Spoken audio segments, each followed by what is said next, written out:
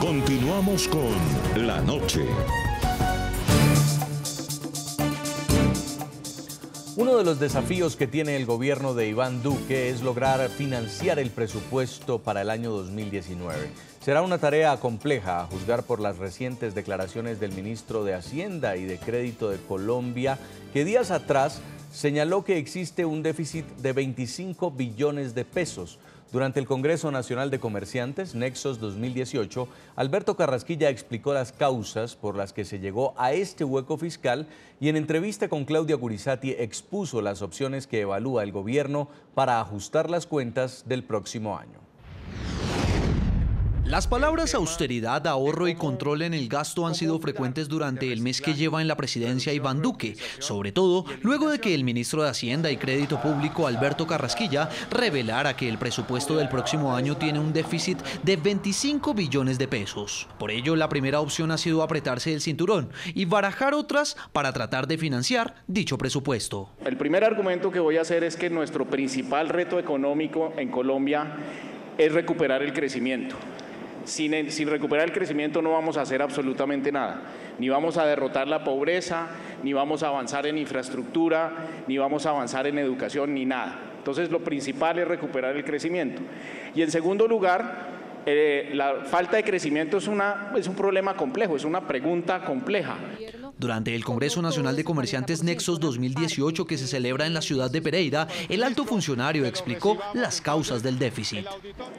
Los problemas son de productividad. La productividad, la manera como nos ingeniamos, la combinación entre trabajadores y máquinas o entre capital y trabajo no está siendo la mejor, está muy estancada. Hay estimaciones que la ubican en cero. En el mediano plazo, esa es la explicación de nuestra falta de crecimiento. Si no nos está faltando inversión, no nos está faltando trabajo como sucede en otros países, que el crecimiento poblacional se estanca y empiezan los países a crecer menos por esa razón. A nosotros no nos está pasando eso. Lo que nos está pasando es que no nos estamos inventando maneras de trabajar más productivamente. Alberto Carrasquilla definió en 3 ejes las propuestas de reforma que se estudian para recuperar la productividad en Colombia. Nosotros en el gobierno hemos construido el eje de las propuestas de reforma alrededor de las ideas del presidente Duque, que enfatizan 3 pilares: la legalidad, el emprendimiento y la equidad.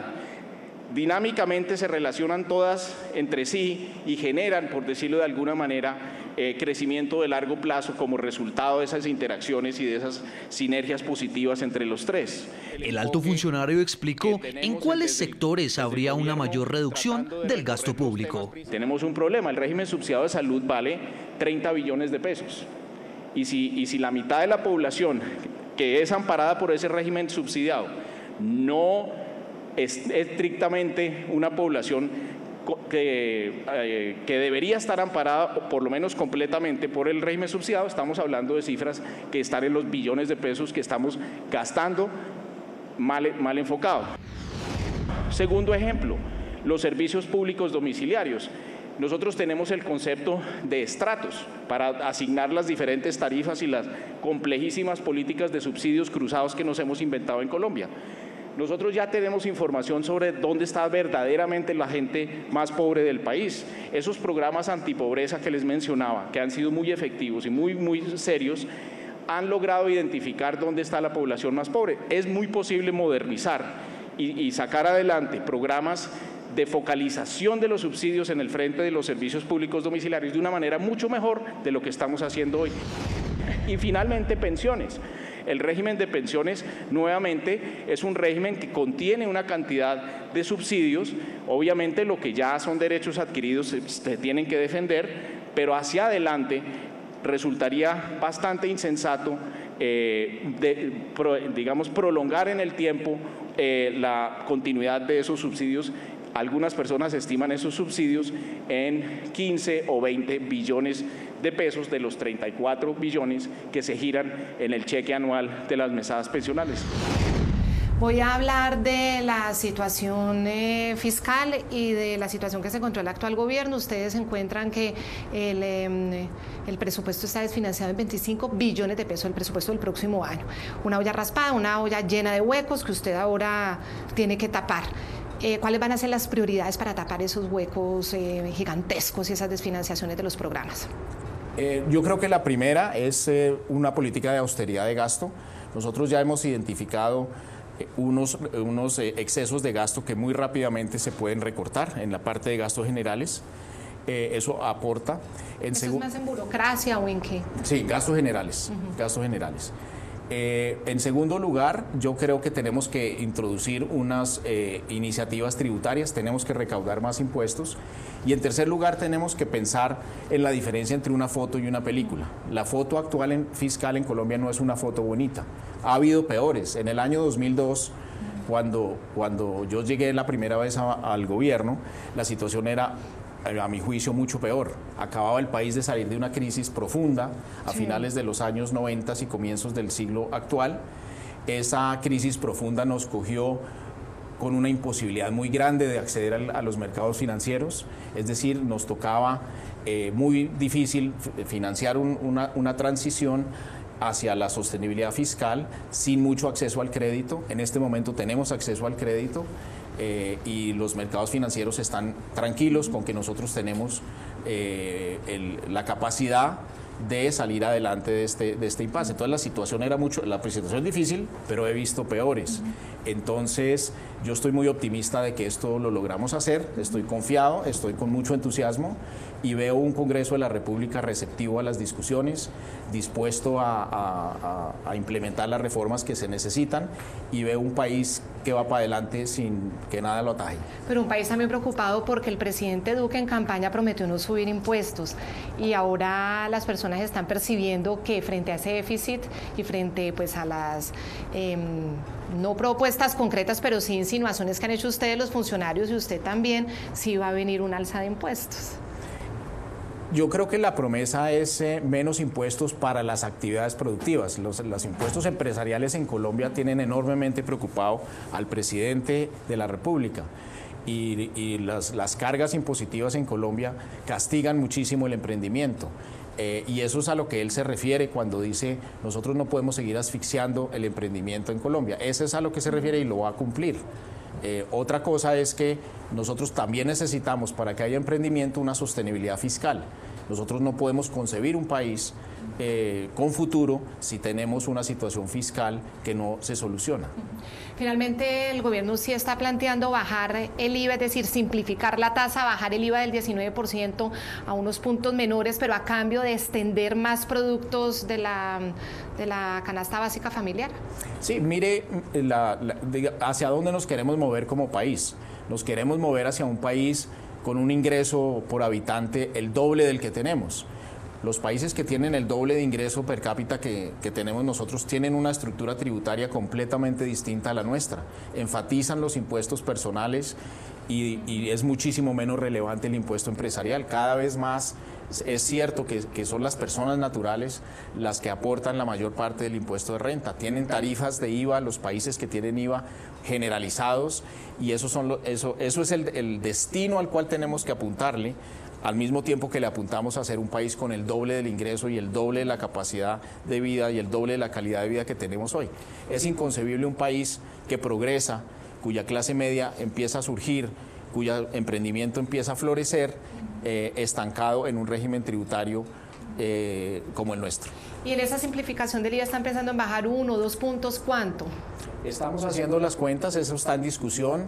Yo estaré encantado de estar acá cuando ya tengamos la respuesta concreta, defendiendo los resultados. Propuesta concreta. El país, Colombia, está preparado para una devolución del IVA a las familias pobres, que creo que están calculadas en 2.800.000 hogares, porque hay muchos escépticos frente al tema. ¿Cómo se devuelve el IVA? ¿A través de quién?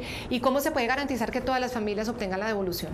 Son 3 preguntas. La primera pregunta es, ¿somos capaces en Colombia de identificar cuál es la población pobre? Esa es la primera pregunta. La segunda pregunta es, ¿somos capaces de calcular cuánto están pagando de IVA esas personas?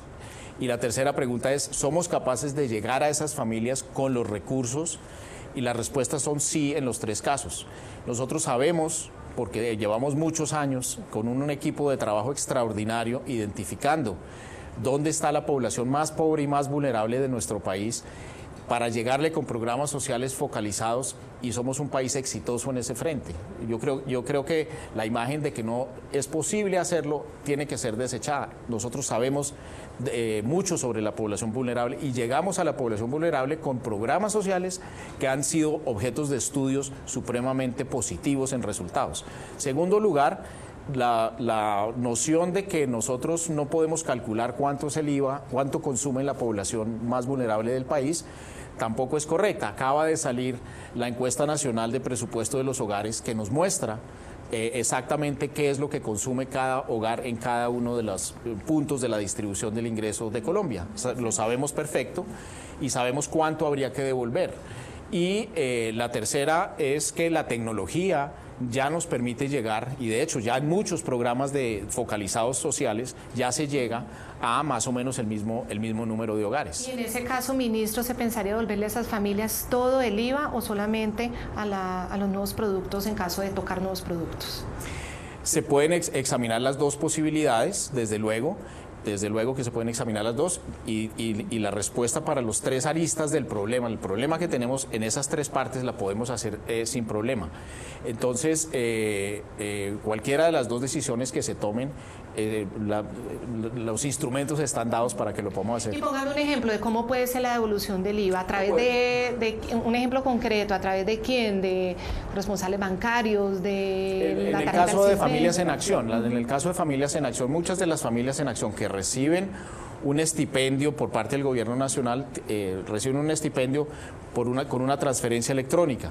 Esas transferencias electrónicas ya se hacen, se pueden hacer de diferentes maneras, y se pueden, en un caso ideal sería cargar una tarjeta débito indexada a cada uno de los hogares sujetos de la devolución. Eso implica una alta bancarización, ¿no? De formalización bancaria. Digamos que no necesariamente tiene que ser a través del sistema bancario en sí mismo, no necesariamente. Inicialmente esos programas hace 10 o 15 años todos eran a través de alguna manera involucrar un banco y se hacían de una manera relativamente costosa. Hoy en día la tecnología permite hacerlo de una manera muchísimo más barata, con una manera mucho más eficiente, y podríamos pensar, por ejemplo, en anticipos, no en devoluciones, sino en anticipos. Es decir, yo más o menos sé cuánto va a ser su gasto en bienes de consumo durante el año, durante el trimestre, durante el mes, y se hace un anticipo por la vía de un rubro presupuestal y una asignación tal y como se hace con Familias en Acción. Y en un país en el que el efectivo es la forma de comprar, el 98% de la gente compra con efectivo, todavía el uso pues, electrónico y digital del dinero todavía no es cultura, es un obstáculo para ese proyecto que es probable en el futuro. Se puede hacer perfectamente la transferencia electrónica, y la gente que quiera transar en efectivo convierte esa transferencia en efectivo de una manera muy directa. Es decir, hoy no hay un problema, no hay grandes costos de transacción. Resultaría complicado si esos costos fueran muy grandes, pero ¿No son grandes? O sea, todo el sistema, la burocracia para lograrlo. Uno no sabe, grande es un concepto subjetivo, pero yo estaría pensando que esos giros podrían tener unos costos bastante razonables como proporción del envío, es decir, de muchísimo menos del 0.1 o 0.2%, mucho menos de... ¿Y ustedes han hecho ya un cálculo, han estudiado cuánto generaría de ingreso a la nación y al presupuesto y cuánto costaría la devolución en sí y el sistema para la devolución? ¿Ustedes ya tienen eso calculado? Sí, digamos los dos... Si dividimos el país en 10 deciles de ingreso, el uno siendo el de menos ingresos, el 10 siendo el de más ingresos, los dos primeros deciles más o menos son unos 2.800.000 hogares, están en este momento beneficiándose de las exenciones y de las exclusiones del régimen de IVA en un monto que equivale a más o menos el 8% del total del ahorro que se hace el total de la sociedad colombiana al tener bienes exentos y excluidos. En otras palabras, los bienes exentos y excluidos le benefician a las deciles 1 y 2 en algo así como el 8% del total, y a los deciles 9 y 10 en algo así como el 60 o el 70% del total. Poniéndolo en cifra, voy a poner un ejemplo. Si esto genera 15 billones de pesos, ¿cuánto costaría devolver y pagar el sistema de la devolución? Más o menos un 10% de eso sería 1.500.000.000, máximo 1.500.000.000. Ahora quiero hablar del empleo. El presidente Duque en Analdex, en el Congreso de Analdex, propuso no cobrarle el impuesto de renta a las empresas, volverlos exentos del impuesto de renta a las empresas que generen empleos tanto en la agroindustria como en la innovación, en lo digital y en la tecnología. 10 años exentos de ese impuesto para la agroindustria y 5 para esa economía de innovación. ¿Cómo va ese proyecto? Ese proyecto está siendo estudiado. El presidente tiene como decíamos, tiene una fijación, una obsesión, un compromiso con el emprendimiento que es lo hace completamente acelerado en pedir un resultado respecto a esas iniciativas. Entonces, todo eso está siendo rápidamente estudiado, analizado, etcétera, desde antes de que él lo dijera, desde luego. Pero con una condición, que generen empleos nuevos. Correcto. La pregunta es cómo vamos a identificar quién genera empleo, quién no genera empleo, y eso es lo que estamos analizando. En ese momento. Y sobre la reducción entonces de los impuestos a las empresas, ¿en qué o cuándo se va a conocer cuál va a ser la propuesta Estamos concreta? en esas discusiones, estamos empezando esas discusiones. El proceso empezó hace ya varias semanas y se está surtiendo. Propuestas hay, estimaciones hay, pero hay que llegar a las conclusiones concretas antes de contestar la pregunta. Bueno, es que llevan un mes de gobierno y yo aquí quería que me contara, obviamente, esos proyectos de manera más concreta. Cuando ya los tengan absolutamente estudiados, pues volveremos a conversar con usted, ministro de Hacienda, Alberto Carrasquilla. Usted ha sido muy amable, muchas gracias. Con mucho gusto, Claudia. Muchas gracias. Hasta aquí esta entrevista con el ministro de Hacienda de Colombia, Alberto Carrasquilla. Los invitamos a que participen. Queremos escuchar y leer sus comentarios a través de las cuentas de Twitter. Pueden opinar con el hashtag LaNocheCarrasquilla. En segundos volvemos para nuestro bloque final.